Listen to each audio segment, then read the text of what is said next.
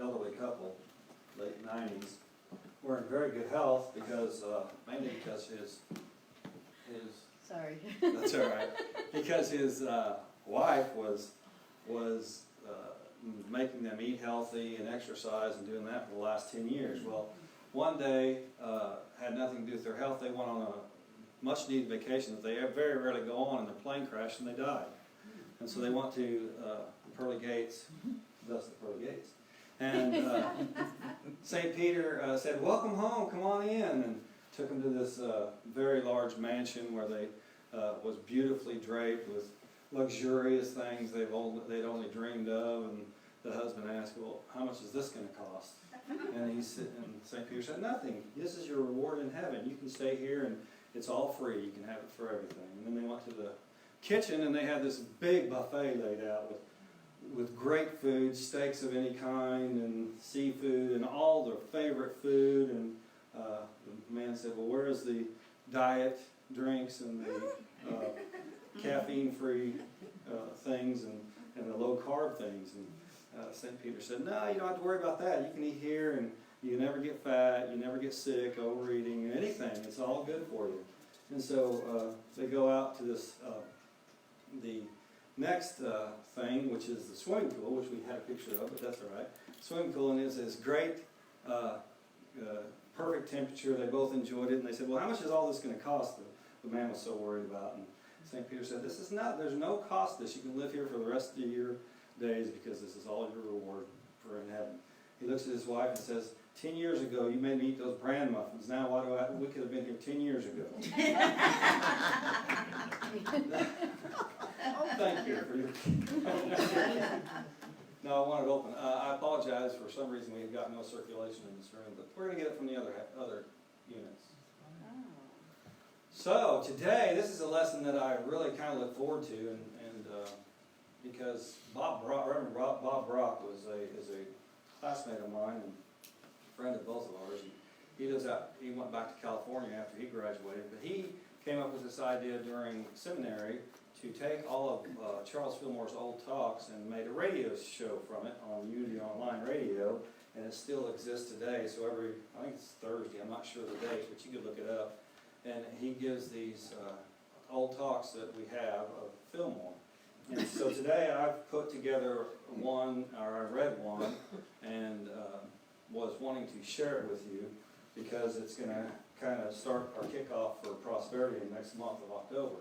And it was written and given on November 11th, 1923. And the Bible verse that he used for this was Psalm 67, 1 through 7, which is actually not the whole chapter, but it's you know how the Bible is sectioned into different stories. That 1 through 7 is a story, a complete story. Sometimes in ministry we use sections of a story, full section of a story, but this is the whole story.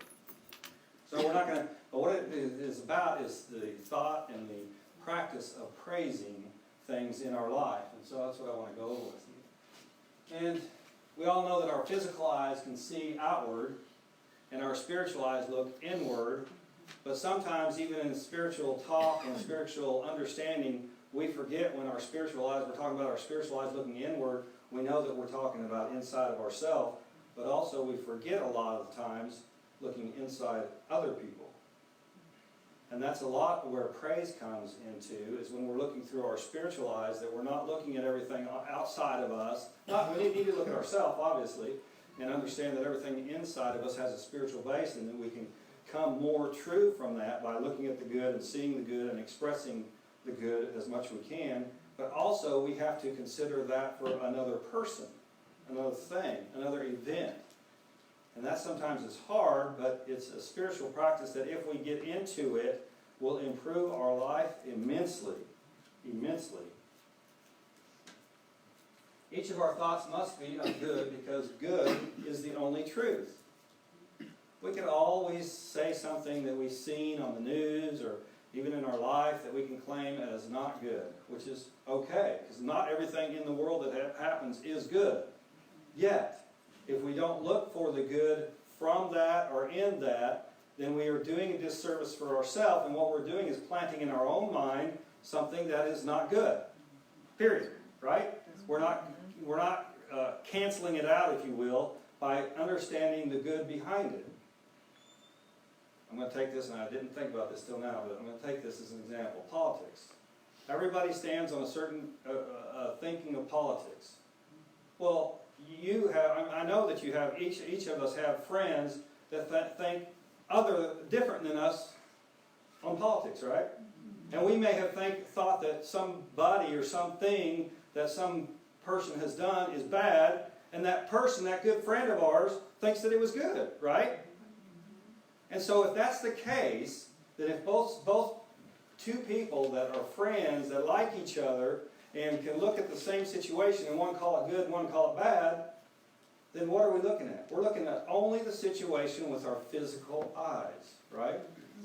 The person, and the challenge is, and maybe that's why we have different people get into political power, is because we need to continue to learn the lesson ourselves as far as how we look at other people and their actions, right? We can usually all of us say, there are many paths to the mountaintop in a spiritual sense, and say, oh, that's cool, yeah, I can agree to that. We're all going to reach the top of, we have different ways of going about it, right? But for some reason we think, when we see that with our physical eyes, sometimes we don't agree with that, right? I don't agree with a lot of other religions, their premises and things like that, I'll admit that. But I do know that most of the people in those religions, by far the vast majority, are thinking the same lines we are. As far as this is a spiritual growth for me, I'm trying to understand more about my own self, about how God expresses through me. And that's the most important part. Because if we name something bad, and we name another sect of religion, say bad, then what are we thinking? We're thinking that everybody that belongs to that sect of religion is bad, right? And we're leaving that in our mind. And I guarantee you that's not true. Because I've met people that, and I've used this example before, I've met people, the majority of, I'm just going to say it out loud, the majority of Muslims I've met, I love. And we agree on almost everything religiously and spiritually. But I was on a radio show once with a higher up guy in the Muslim, a teacher in the Muslim religion, we didn't agree at all. Because he wanted, he was one of those that was saying, death to the infidels, death to anybody that doesn't believe like me. And essentially, bringing that up, when we're not seeing the good in someone else, even when I'm not seeing the good in that type of person, or that person that thinks that way at this time, I'm saying the same thing in my mind. And the thoughts that we have and the thoughts that we project are in our life, and we project and we act according to those thoughts. And we have to be able to say, hold on a second. That's not the truth of that person. But more importantly, that's not going to be the truth of myself. I'm not going to allow that thought to be in me. I'm going to praise that person for all they have done, all they have attempted to do. Now, I'm going to offend some people, and I hope not to, but regrettably I probably will. But I know that addiction, and everybody that knows me knows that I have some kids that have addictions. And I know that one of the best, if not the best, process to get over that addiction is going to like an AA type of situation where they build on things and get themselves to understand a higher power and all this. And yet, after they do that, whatever the lesson is they need to learn, there needs to be a point where everybody in an addiction, us thinking those bad thoughts with alcohol, with drugs, with anything, has to get to a point where not only is there a higher power out there that I can trust, but there's a higher power in me that says, I am not an addict, I've never been an addict, I never will be an addict. Now that doesn't mean if I got an alcohol problem that I can go out and drink again. That doesn't mean that at all.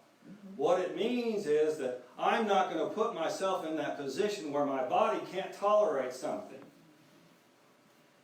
There's a commercial on TV, I don't know if it's on anymore, and I don't know if it ever was here, actually it might have been somewhere else, of this elderly gentleman rowing a boat in a river. And these rowing crews come by him, and I remember it a lot because in Wichita, Kansas, we had this river that we lived by, the Wichita State University's rowing crew well, I guess they just call them crew, but anyway, they would come down and practice on that river. And they were fast and they were good, you know. But anyway, I don't know if they ever won anything, but they were to me, they were very impressive. And on this commercial, this elderly gentleman sits there and he's rowing by himself, and he thinks back to the days when he was on a rowing crew and he could go real fast.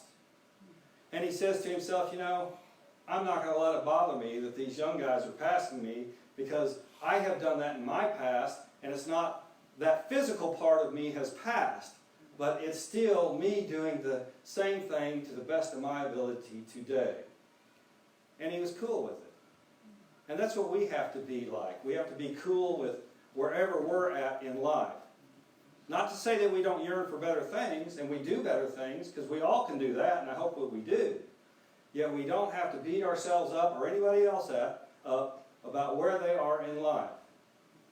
And it's interesting, because this week after reading this talk that Charles Fillmore gave in the 20s, I had just had a situation with one of my kids. And I was thinking, you know, that's it. You know, I'm tired of putting up with this. Good riddance. You know, take care of your life. I love you. See you later. But then I read this, you know, I was during this thing, and I was thinking, you know what? Even though I may have done the right thing or the wrong thing during raising these children, now I still need to continue to praise where they are and where they are at and now. Not only in my mind, but also to their physical body, from a physical sense. I need to say, you're doing good. I appreciate all you've done. That doesn't necessarily say, see, some people misunderstand that and take that when you say that. When I say that to somebody outside may say, well, you're condoning the way they live. No, I'm not. I'm not condoning the way they live. I'm saying that you're doing the best you can right now with your life. Is that okay to say? Yeah. I mean, it is the truth if you think about it.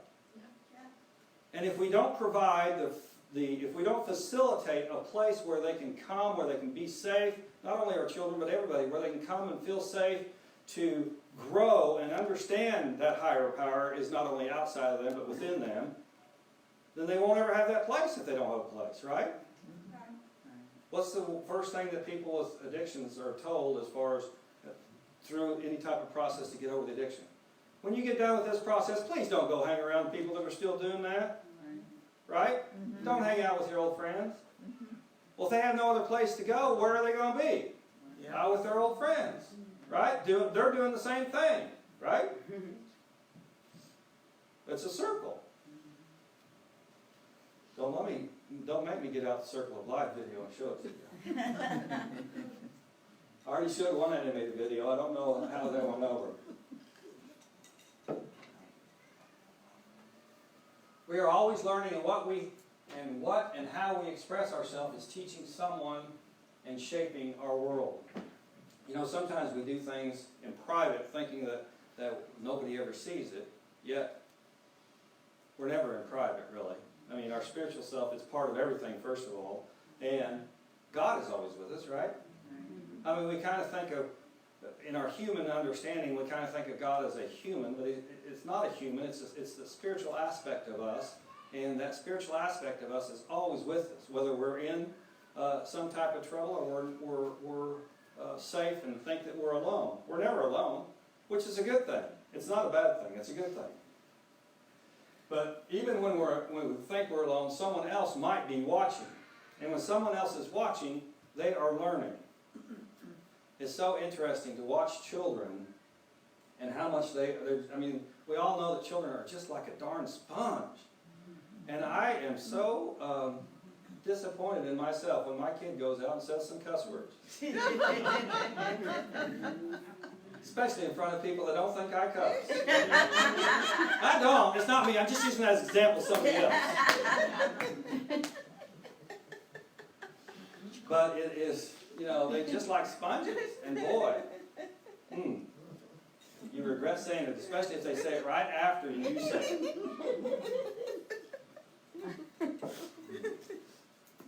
Someone's always watching. At times we may be entrusted. This is it. I didn't know I had that up there. If we don't teach them truth about good being the essence of who we are, then they are not going to get it. Certainly not from their physical eyes. And you know, I think that this is one thing that all of us, there's enough of us adults here today that we need to start really pushing our children and our grandchildren to come to church. Because that is, to this church. Because that is one of the greatest blessings I probably have had in my life, if not the greatest blessing, is to be raised in an environment where I know that no matter what happens outside of me, that God is always with me and God is inside of me. And we need to have the children know that. You know, we have a lot of different teaching going on in our schools, some of which I agree with, some of which I don't agree with. It doesn't make a difference whether it's a private school or a public school.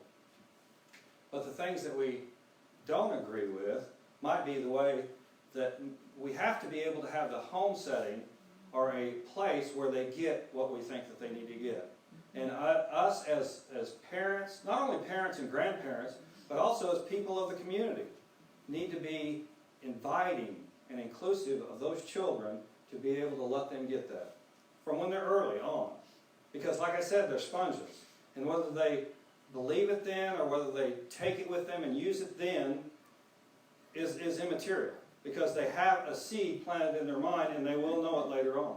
When they need it, it will come about for them. What we think, say, and do affects ourselves, those around us, and our world. And everybody knows that, I think. But we forget the thinking part sometimes. Because we think sometimes to ourselves, and this is the best part about this, is because when we think about something, as far as if it's a negative thing, if it's not good for really anybody, or we think negative about somebody or something, as long as we stop there, we pretty much got a lot of it whipped. If we don't say it out loud or if we don't act on it, you know, we're on the road. And even if we do, we can come back that stuff off, okay? Okay, it's like if you say something about, I'm going to use the old thing, cutting somebody off in traffic. And we decide not to flip them off this time. Good for you if you're used to flipping them off, okay? That's a step. And if we decide not to cuss them out this time, good for you, that's another step.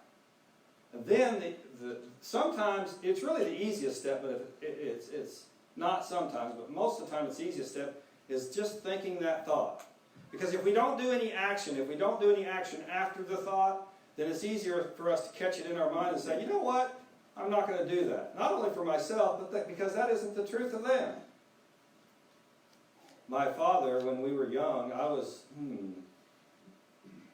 probably, 8 years old or something like that. Mark, my brother, was probably, he was 16 and I was 13. So, because he had just started driving.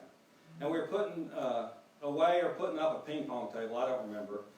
You know, we got a used one from somewhere and Dad was putting up. And those old ones, I don't know if anybody remembers the old ones, but they were very heavy. And the edges of them were very sharp. Well, one of the things came down and cut his finger off, my dad's finger off. And so, Mark, my brother and I were freaking out, and Dad was saying, just stay calm, we're going to go to the hospital. My mom wasn't there. So Mark, I don't even know if I think he may have just had a permit. I don't think he had his driver's license yet. But he was driving. And of course, the finger was put in an ice tray, and I had to carry that. I had the toughest problem. Anyway, so he was going, and he was driving kind of crazy. Well, he was driving crazy, but he was trying to get there to the hospital. You know, he was freaking out because his dad had cut off his finger. You know, he was sitting there, and Dad was sitting there saying, don't, just take it easy. We're going to get there. This is Dallas, Texas, so it was busy. You know, and so I can just imagine what those people thought of that young kid driving through there like that, you know. And so how many people cussed him out? I know a lot, probably. You know? And without thinking of what's going on, rightfully so in a way, you know? But if they would have known that, we were trying to get to the hospital to save that finger, they probably would have said, oh, go, let me get out of your way, like an emergency vehicle, right? So we really don't know what's going on in somebody else's life. And it really shouldn't make a difference to us because and it can be on the good side too. We just need to see through our spiritual eyes to see inside of them, to see them instead of the actions that is taking place. Right? I mean, I sure hope that, I don't do it very often, but I used to do it. I sure hope the people that I've gotten mad at in traffic, don't come back to haunt me. You know what I mean? Because I don't know them. I didn't know them. So, I'm not going to tell myself. No, I'm not going to do it. Okay, praising people, places, and things is a spiritual practice, not an outward reaction to events. And so, when we get that feeling that we need to react to something, when we can get to that point where something happens on the outside that we see with our physical eyes that we feel like we need to react to, then when we get to the point where we internalize that and say, you know what, I'm going to just take it easy on this. I'm going to see the inside of them. My spiritual eyes are going to look at this situation and see the good in the situation instead of focusing on what I'm perceiving as the bad. Because remember, good exists on its own. Bad, evil, has no power on its own. None. Zero. Zippo. The only reason bad things happen and evil things happen is because we give it power. We give some of the evil, the bad things that happen, our good power. And that's crazy when you think about it, isn't it? Why would I give good power to evil, bad things? Because I haven't practiced this. I haven't practiced the idea of praising everyone I see and everything I do and see happen. Right?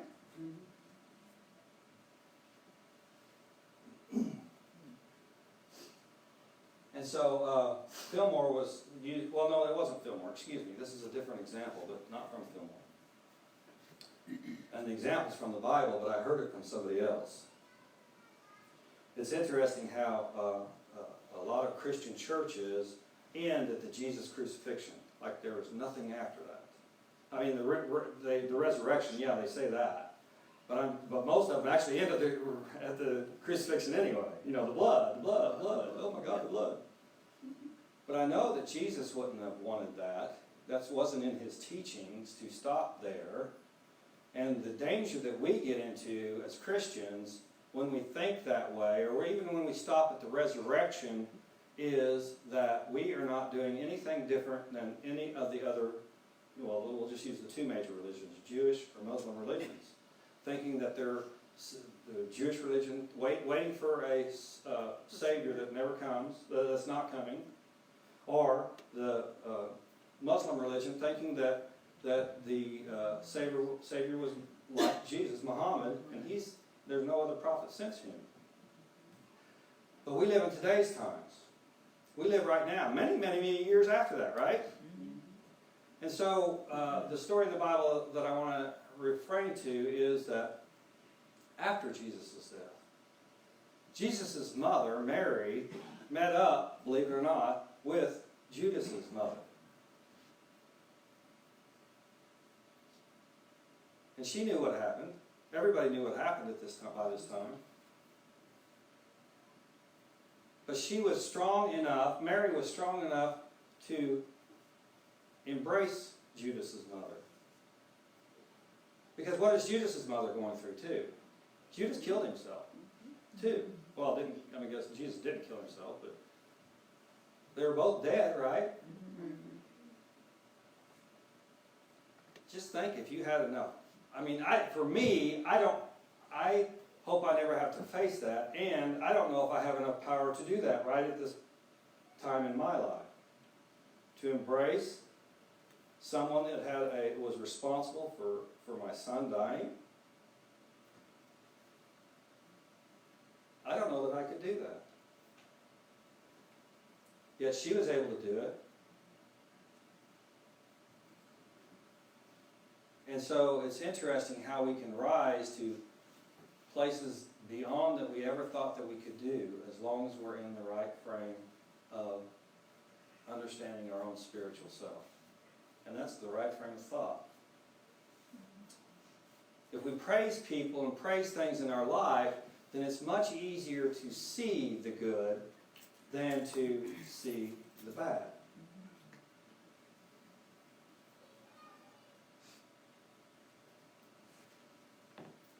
To praise a person or event that has happened because it is good can be done with both physical and our spiritual eyes. but that does take a practice. And to do it with your physical eyes, to see an event that we may agree on is not the best to happen, and see the good in that with our physical eyes, means that we have spiritually trained ourselves to see spiritually through our physical eyes. And I hope that you followed me there, because to see things with our physical eyes, we have had to train ourselves with our spiritual senses and our spiritual eyes. You follow me? Yeah. Okay. Because when we say, I've said this before, when we say namaste, we're saying the Christ in me honors and recognizes the Christ in you. Well, that is seeing through your spiritual eyes. That's seeing the Christ in me is seeing the Christ in you and recognizing that. To praise a person or event that has happened when it is deemed bad is looking beyond the physical with the spiritual. That's what I just said. If more good and truth are what we want in our physical life, then we must see only good and truth with our physical eyes. How is that possible, Warren? Well, surround yourself with only good and beautiful things.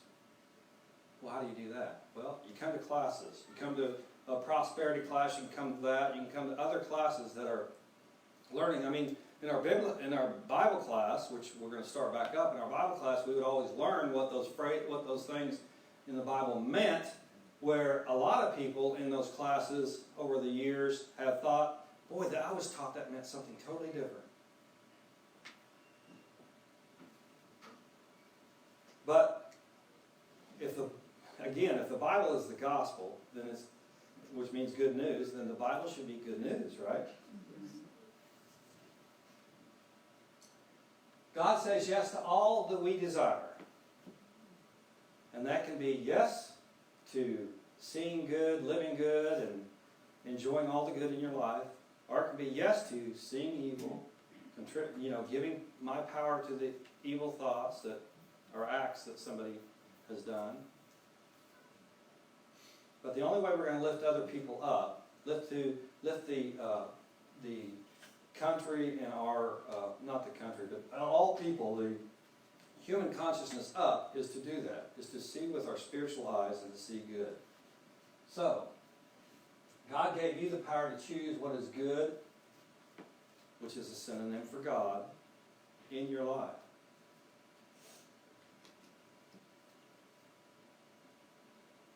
I'm sure that everybody can sit and think for a minute about something we declared not good in our life and change it to see the good. Not changing, it doesn't change the action, it doesn't change anything on the physical that's happened, but it changes our perception of what has happened. Let no man or woman rise without God in their heart. And that is just a statement of fact.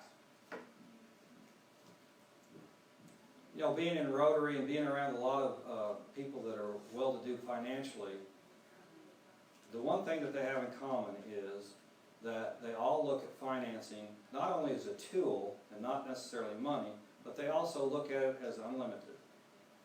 They don't look at it as limited, and it's the same thing with looking at things as good or bad. What are we going to look at it as? If we look at things bad, we're limiting things, limiting the idea that people can do good. Or if we look at things good, then we're saying, not only is this an okay deal, but it's going to be better and better and better. I know that's how I hope for my children. I mean, everybody hopes that for their children, don't they? Or the kids of the next generation, don't we all hold that for them?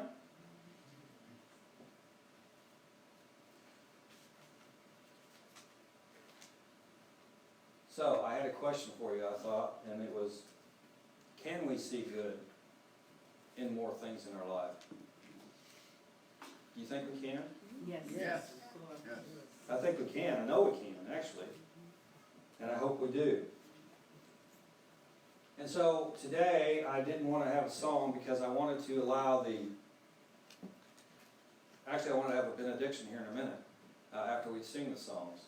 So what I wanted to allow all the people online to also partake in our offertory, which we do every week, and we don't always put it online. So I wanted to allow that time that we give to the continuation of this ministry for the online people. So let us all, if you come up, Reverend Francie, let us all get our gifts together, knowing that it is all good and unlimited. And if we will say our offertory blessing together, please.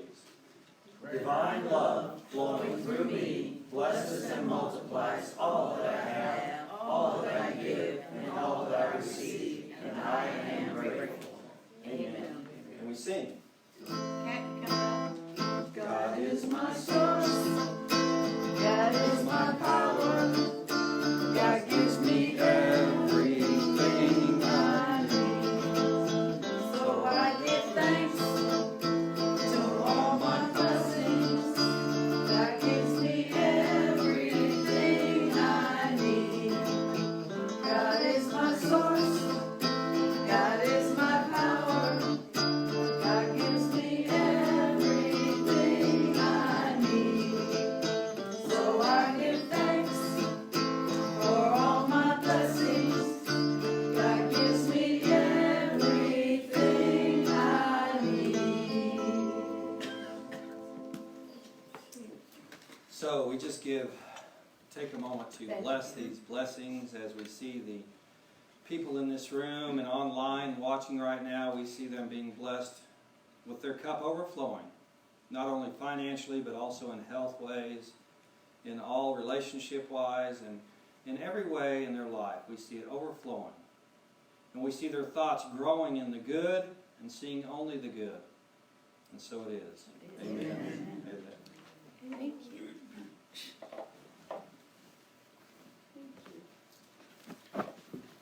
Next week's message is Who's Your Tribe? So you'll want to